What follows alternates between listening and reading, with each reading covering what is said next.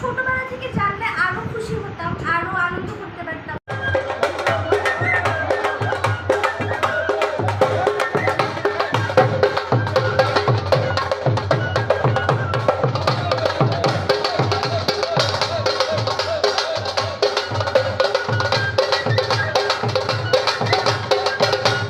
আগে যখন আমরা র্যালি করতাম এটা অন্যরকম একটা উৎসবমুখর একটা ছিল, সবাই আসতো, সবাই যত ব্যস্ততায় থাকতো সবাই চলে আসতো।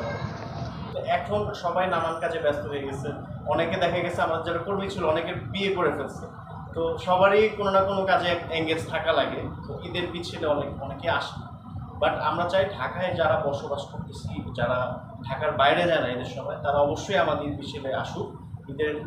ঈদ উল ফিতরে ঈদের দ্বিতীয় দিন এবং ঈদ উল আজহা ঈদের তৃতীয় দিন, এটা আমাদের বলাই আছে।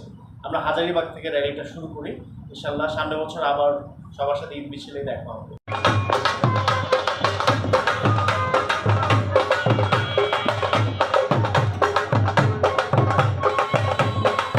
প্রতি বছরই আমরা ঈদ উল আজহা পালন উপলক্ষে আমাদের র্যালির আয়োজন করি, কিন্তু এবার একটু ব্যতিক্রম ছিল। সেটা হলো যে ঢাকার বিষয়ক যে বই আমাদের যা প্রকাশিত হয়েছে, অল্প কিছু প্রকাশিত হয়েছে বাংলাদেশ, সেই বইগুলোর একটা এক্সিবিশন আমরা কিন্তু আজকের আয়োজন করেছি।